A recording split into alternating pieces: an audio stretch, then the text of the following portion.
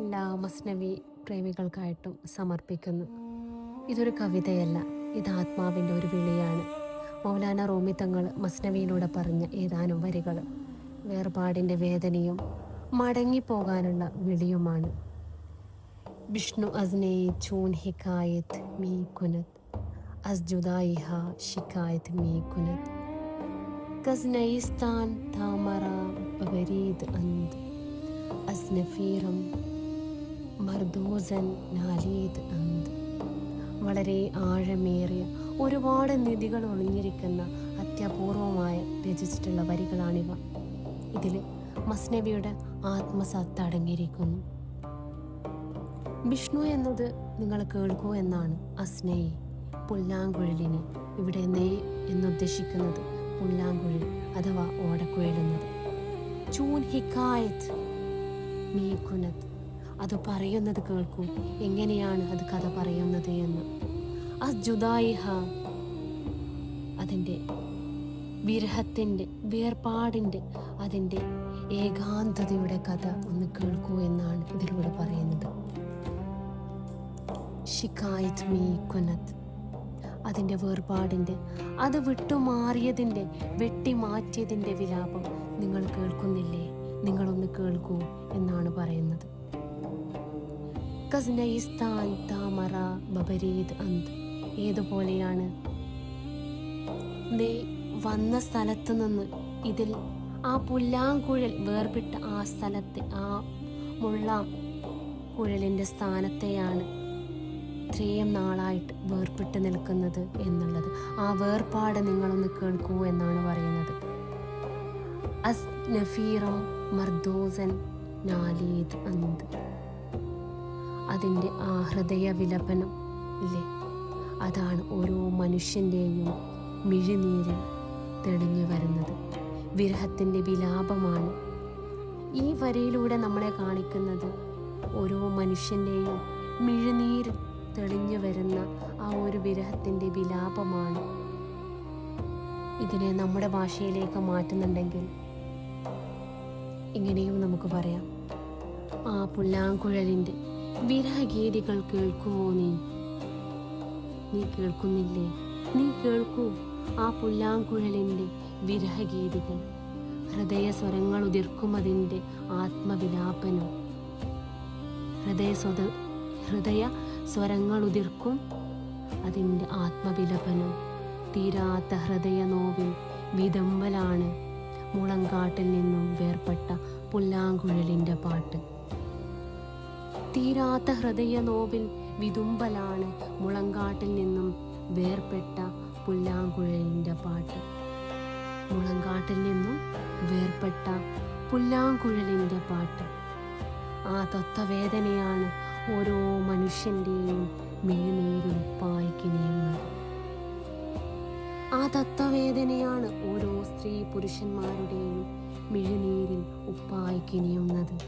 ഇതാണ് നമ്മുടെ ഭാഷാർത്ഥം. ഇനി അതിൻ്റെ ആത്മസത്തയിലേക്കൊന്ന് പോയി നോക്കിയാലോ? ഇതിലെന്താണ് മൗലാന റൂമി തങ്ങൾ ഉദ്ദേശിക്കുന്നത്, വിവരിക്കുന്നത് എന്നുള്ളത്.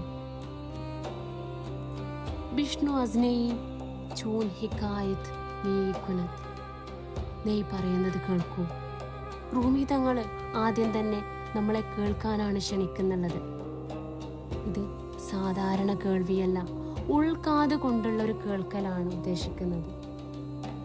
നെയ് പുല്ലാങ്കുഴൽ, ഈ നെയ്യൊന്ന് ഉദ്ദേശിക്കുന്നത് പുല്ലാങ്കുഴലിനെയാണ്.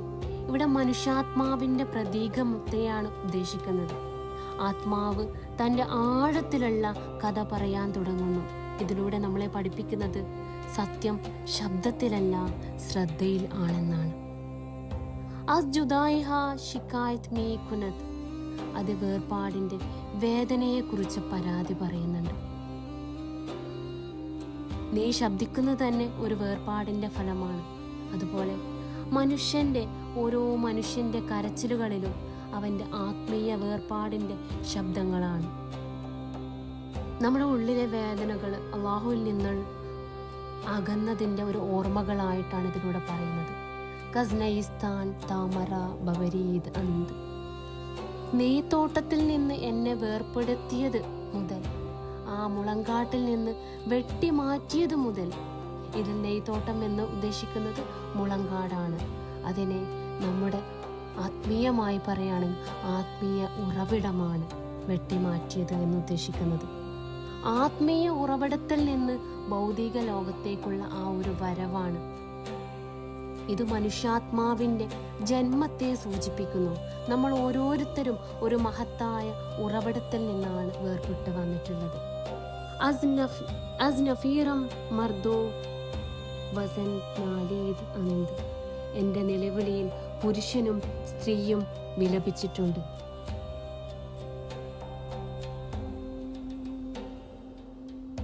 ഇതിനെ കുറച്ചും കൂടി ആഴത്തിലേക്ക് ഇറങ്ങി നോക്കിയാൽ വിഷ്ണു അസ്നെ ചൂൺ ഹിക്കായത് മീ കൊന്നത് നീ പറയുന്നത് കേൾക്കും.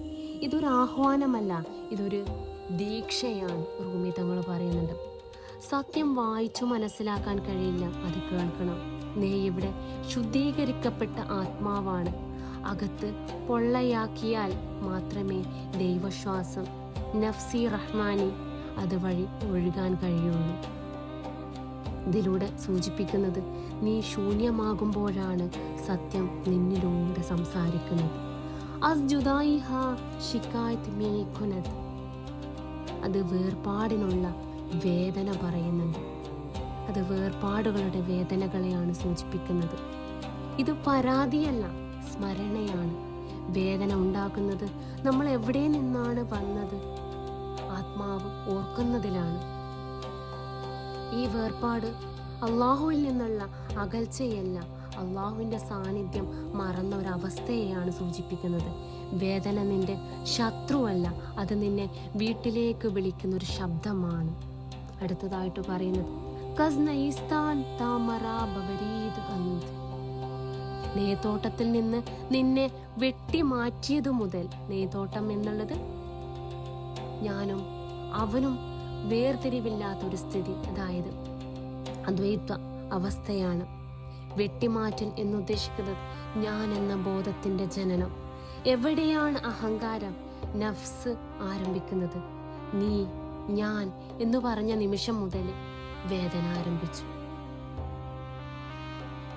അസ്നഫ്രീറം മർദോസൻ നാലീദ് അന്ത്. എൻ്റെ നിലവിളിയിൽ എല്ലാവരും കരഞ്ഞു. ഇതിൻ്റെ ആഴത്തിലുള്ള അർത്ഥം സൂചിപ്പിക്കുന്നത് നിശബ്ദം. അത് ഒരു സാർവത്രിക ആത്മവിളിയാണ്. മതം, ലിംഗം, ഭാഷ എല്ലാം അതിന് അപ്പുറമാണ്. എന്തുകൊണ്ട് എല്ലാവർക്കും അത് തൊടുന്നു? കാരണം എല്ലാവരുടെയും ആത്മാവ് അതേ ഉറവിടത്തിൽ നിന്ന് വന്നതാണ്.